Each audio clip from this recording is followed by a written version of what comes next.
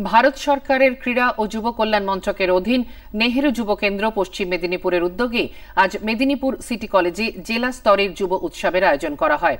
পশ্চিম মেদিনীপুর জেলা আদালতের জেলা আইনি পরিষেবা কেন্দ্র এই অনুষ্ঠানে অংশগ্রহণ করে উপস্থিত যুবদের বিভিন্ন আইন ও আইনি পরিষেবা সম্পর্কে সচেতন করে। এই যুব উৎসবের মূল উদ্দেশ্য হচ্ছে জেলার যুব প্রতিভাকে অন্বেষণ করা এবং তাদের তুলে এনে জেলা থেকে রাজ্য স্তর এবং পরে রাজ্য থেকে জাতীয় স্তরে পৌঁছে দেওয়া।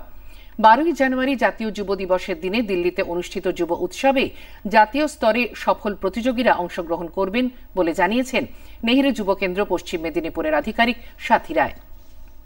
7টা কম্পোনেন্ট আছে, যেটা হচ্ছে young writers contest, young artist contest, mobile photography, science মেলা, individual group event, declamation contest and cultural festival. এখানে যে সমস্ত বিজয়ীরা হবে তাদের জন্য ক্যাশ প্রাইজ আছে এবং আমরা চেষ্টা করেছি যাতে ডিস্ট্রিক্ট থেকে যারা ইয়ং ট্যালেন্ট আছে তারা গিয়ে স্টেটে পার্টিসিপেট করে এবং স্টেট থেকে এরা যে আমাদের 12 জানুয়ারি ন্যাশনাল ইউথ ফেস্টিভ্যাল হয় তারা ন্যাশনাল ইউথ ফেস্টিভ্যালে পার্টিসিপেট করতে পারবে।